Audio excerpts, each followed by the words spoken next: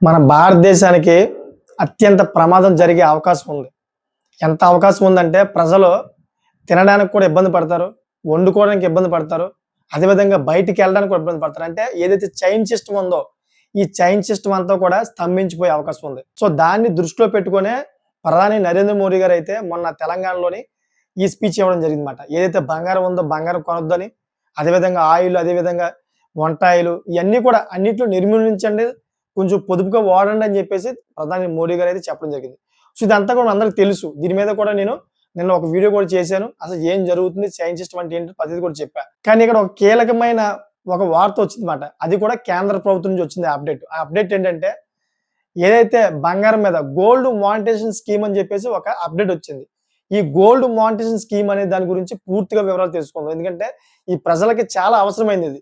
ప్రతి ఒక్కరి దగ్గర ఎంతో కొంత బంగారం ఉంటుంది కదా!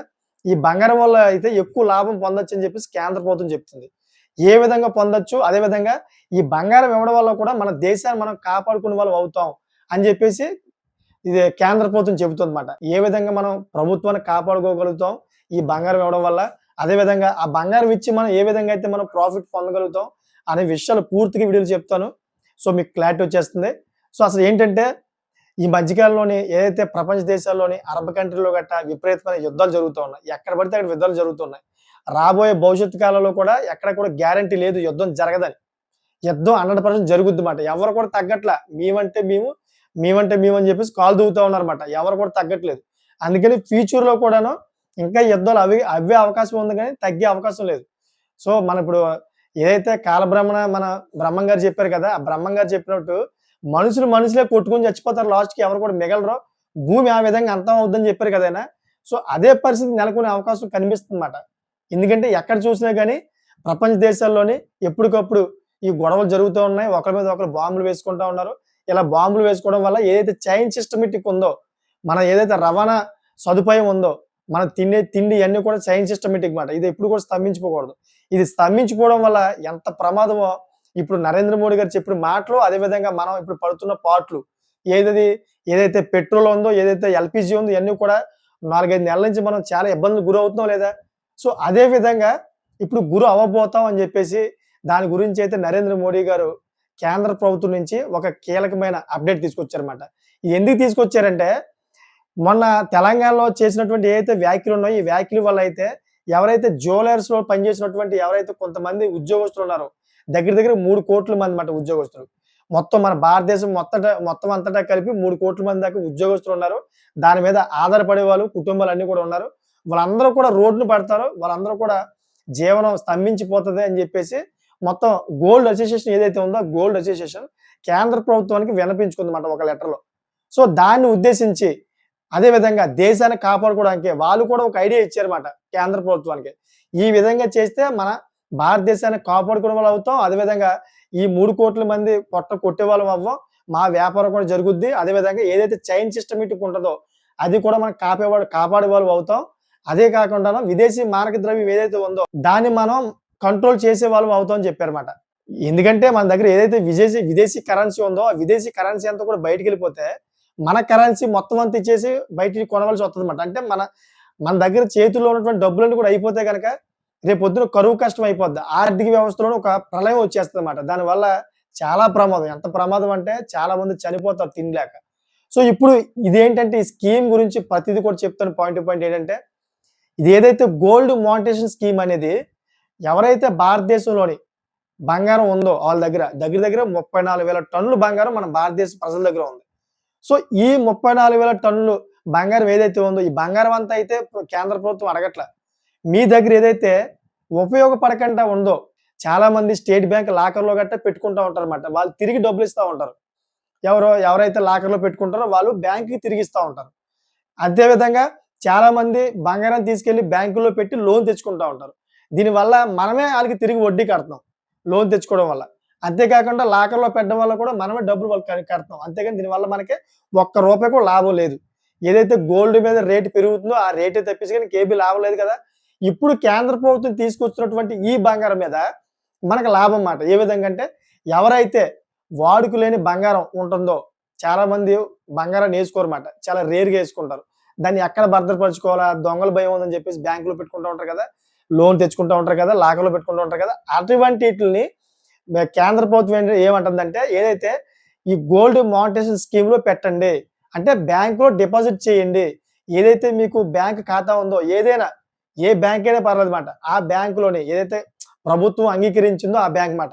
ఆ బ్యాంకుల్లోనే మీరు డిపాజిట్ చేసుకోండి. డిపాజిట్ చేసుకోవడం వల్ల దాని మీద వడ్డీ ఇస్తది.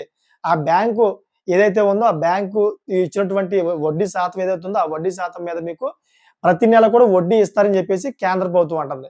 సో దీనివల్ల మరి మన భారతదేశానికి ఏమి లాభం? అంటే ఏదైతే మీరు గోల్డ్ ఇస్తారో కదా! ఆ గోల్డ్ అంతా కూడాను జ్యువెల్లరీస్ ఏదైతే ఉన్నాయో జ్యువెల్లరీస్‌కి కేంద్ర ప్రభుత్వం తీసుకెళ్ళి నేరుగా గోల్డ్ రూపంలో అయితే లోన్ ఇస్తదన్నమాట ఆళ్ళకి. డైరెక్ట్‌గా గోల్డ్ ఇచ్చేస్తదన్నమాట. సో తిరిగి మళ్ళీ ఎప్పుడైతే మీకు కావాలో ఆ గోల్డ్ అంతా కూడాను మళ్ళీ రిటర్న్ ఇచ్చే అవకాశం మీకు ఉంటదన్నమాట. ఎప్పుడైతే మీకు కావాలనుకుంటుందో అప్పుడు మళ్ళీ గోల్డ్ తిరిగి ఏ అయితే ఆభరణాలు ఉన్నాయో అదే ఆభరణాలు మళ్ళీ తిరిగి మీకు ఇస్తారన్నమాట ఆళ్ళు. సో ఈ విధంగా అయితే స్కీమ్ తీసుకొచ్చారు. ఈ స్కీమ్ ఉండడం వల్ల ఈ స్కీమ్‌లోని బంగారం మీరు డిపాజిట్ చేయడం వల్ల ఒక పక్కన మీకు వడ్డీ వస్తుంది. ఒక పక్కనేమో మన భారతదేశంలో ఏదైతే బంగారం ఉందో మనం ఇన్‌పుట్ చేసుకుంటాం బంగారం అంతా కూడా. ఈ ఇన్‌పుట్ చేసుకునే అవసరం మనకు ఉండదన్నమాట. ఎప్పుడైతే మన బంగారం నిల్వలన్నీ కూడా మనం కె ఎప్పుడైతే మనం బంగారం అంతా కూడా దిగుమతులు చేసుకోమో, మన దగ్గర ఏదైతే విదేశీ మారకద్రవ్యం ఏదైతే ఉందో అదంతా కూడా ఖర్చు అవ్వదు. మన దగ్గరే ఉంటదన్నమాట అదంతా కూడా. అలా ఉండడం వల్ల మనం రేపొద్దున కష్టకాలంలో దాన్ని ఉపయోగించుకునే అవకాశం ఉంటది. సో ఇప్పుడు చూసుకుంటే రీసెంట్‌లీగా బంగారం అనేది 20% దిగుమతి పెరిగింది. మరి 20% దాకా దిగుమతి పెరిగిందంటే మన ఇండియాలోని ఎంతమంది బంగారం కొంటున్నారు? ఏ విధంగా బంగారం కొంటున్నారు? ఒకసారి ఆలోచించండి. అంటే మన ఇండియాలోని బంగారానికి విపరీతమైన డిమాండ్. ఎందుకంటే మన ఇండియా బంగారాన్ని ఏ విధంగా కొంటారంటే మన ఇండియా ప్రజలు ఒక సోక్ మాట. బంగారం అంటే ఒక పరపతి. బంగారం మీద ఎక్కువ నమ్మకం ఉంటదన్నమాట. బంగారం కొంటే ఫ్యూచర్‌లో మనకి ఒక సపోర్ట్‌గా ఉంటది. ఒక ఆస్తిలా ఉంటది. ఒక ఇదిగా ఎప్పుడైనా ఎమర్జెన్సీ టైమ్‌లో మనం అమ్ముకోవచ్చు అనే విధంగా ఒక నమ్మకం మన భారత ప్రజలకి ఏర్పడిందన్నమాట. అందుకని చెప్పేసి మన ప్రపంచ దేశాల్లో చూసుకుంటే ఫస్ట్ కంటే ఎక్కువ దిగుమతి చేసుకున్న కంట్రీ ఏదంటే చైనా. ఆ తర్వాత మన ఇండియాయే మాట. ప్రపంచ దేశాల్లోని సెకండ్ ప్లేస్‌లో ఉందన్నమాట. ఎక్కువ దిగుమతి చేసుకున్నటువంటి బంగారాన్ని ఎక్కువ దిగుమతి చేసుకున్నటువంటి కంట్రీ ఏదంటే సెకండ్ ప్లేస్‌లో మన భారతదేశం ఉంది. సో ఎందుకుందంటే ఈ నమ్మకం మాట. ఇప్పుడు ఈ బంగారం ఏదైతే ఎగస్ట్రా బంగారం ఏదైతే ఉందో చాలామంది ఇలా డిపాజిట్ చేయడం వల్ల ఈ బంగారం అనేది ఇలాగే రొటేషన్ అవుద్దిమాట. సో అలా రొటేషన్ వల్ల అవ్వడం వల్ల మనం బంగారం అంతా కూడా బయట నుంచి మనం ఏదైతే విదేశీ మార్గద్రవ్యం అంతా కూడా మన దగ్గర ఉంటదన్నమాట. ఈ విధంగా అయితే కేంద్ర ప్రభుత్వం ఒక కొత్త స్కీమ్ తెచ్చిందన్నమాట. ఈ స్కీమ్ వల్ల అటు ఏదైతే గోల్డ్ షాప్‌లు ఉన్నాయో, ఆ గోల్డ్ షాప్‌లో బతుకుతున్నటువంటి 3,00,00,000 దాకా ప్రజలందరూ కూడా బతుకుతారు. అదే విధంగా ఎవరైతే ప్రజలు ఉన్నారో ప్రజలందరూ కూడా ఈ ఇంట్రెస్ట్ రూపంలో డబ్బులు కూడా వస్తాయి. అంటే అటువైపు, ఇటువైపు 2 వైపులు కూడా లాభం ఉంది. అంతేకాకుండా మనం భారతదేశాన్ని కాపాడే వాళ్ళం అవుతామన్నమాట. సో ఇప్పుడు మీకు అర్థమైంది కదా క్లియర్ కట్‌గా. సో అంతేకాకుండా మనం చూసుకుంటే ఏదైతే పెట్రోల్ ఉందో, డీజిల్ ఉందో, ఎల్‌పీజీ ఉందో ఇయన్నిట్లో కూడా చాలా పొదుపుగా ఏదైతే వంట ఆయిల్ ఉందో ఇయన్నీ కూడా పొదుపుగా వాడమని చెప్పేసి చెప్తా ఉన్నారు. రీసెంట్‌లీగా మనం చూసుకుంటే నిన్నే చంద్రబాబు నాయుడు గారి యొక్క కాన్వాయ్‌ని తగ్గించేశారు సగానికి సగానికి. ఏదైతే కార్లు ఉన్నాయో అయన్నీ కూడాను. అంతేకాకుండా తెలంగాణ సీఎం అయినటువంటి రేవంత్ రెడ్డి గారి యొక్క కాన్వాయ్ దాంట్లో కూడా సగం కార్లు తగ్గించేశారు. అంతేకాకుండా దేశ ప్రధాని అయినటువంటి ప్రధాని నరేంద్ర మోడీ గారి యొక్క కాన్వాయ్‌ని కూడా సగం కార్లు దగ్గరగా అయితే ఆయన తగ్గించేసుకున్నారన్నమాట. ఎందుకు?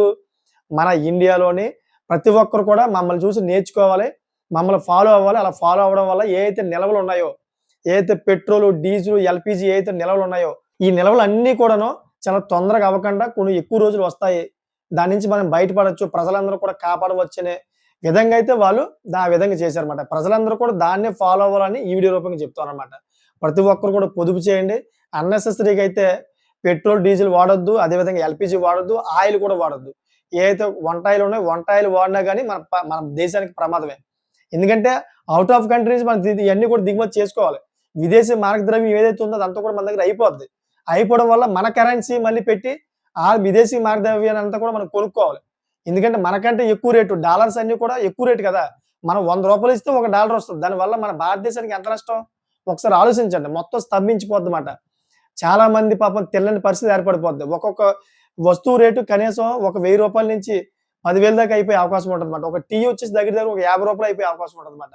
అంటే అంత దారుణమైన పరిస్థితి ఏర్పడిపోద్ది. ఎందుకంటే మన కంట్రీలోని ఏదైతే కరెన్సీ ఉందో కరెన్సీ అంతా కూడా అయిపోద్ది. ఇదంతా కూడా విదేశీయాలు పట్టిపోతాయి.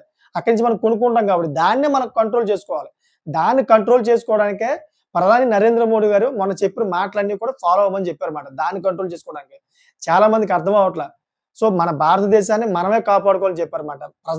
దానికి ప్రజలే ఒక ఆయుధంగా ఉండాలి. మన భారతదేశాన్ని కాపాడుకోవాలంటే మీరు పొదుపు ఎక్కువ చేయాలని చెప్తా ఉన్నారు. సో ఇప్పుడు గోల్డ్ స్కీమ్ కూడా చూసారు కదా! ఈ గోల్డ్ స్కీమ్ వల్ల కూడాను మన భారతదేశాన్ని మనం కాపాడుకునే వాళ్ళం అవుతాం. చూసారు కదా! దీని మీద మీకు అవగాహన ఉంటే గనక ఒక మంచి కామెంట్ చేయండి. ఈ మంచి కామెంట్ వల్ల ఇంకొక 10 మంది అవగాహన తెచ్చుకోవాలి. ఆ 10 మంది ఇంకో 10 మందికి చెప్పాలన్నమాట. అదేవిధంగా ఒక చైన్ సిస్టమ్‌గా అయితే ప్రతి ఒక్కరు తెలుసుకొని మన భారతదేశాన్ని కాపాడుకునే వాళ్ళం అవుతాం. ఆర్థిక ప్రళయం ఏదైతే వస్తదో ఆ ఆర్థిక ప్రళయం నుంచి మనం అందరం కూడా బయటపడదాం. మన భారతదేశాన్ని ఒక దృఢంగా కాపాడుకుందామని ఈ వీడియో రూపంగా అయితే ప్రతి ఒక్కరికి కోరుతా ఉన్నాను. సో చూసారు కదా! ఇటువంటి లేటెస్ట్ ఇన్ఫర్మేషన్ కోసం నా ఛానెల్ సబ్స్క్రైబ్ చేసుకోండి. ఎప్పటికప్పుడు గంట పనులు కూడా ఆన్‌లో పెట్టుకోండి. ఎప్పటికప్పుడు వచ్చే ప్రతి ఒక్క లేటెస్ట్ అప్డేట్ ప్రతిదీ కూడా మీ ముందుకు తీసుకొస్తా. ఒక సమాజం మీద శ్రద్ధ ఉన్న పౌరుల్లాగా అయితే ప్రతిదీ కూడా మీ గురించే తీసుకొచ్చి మీ ముందుకు పెడతా. Thank for watching friends.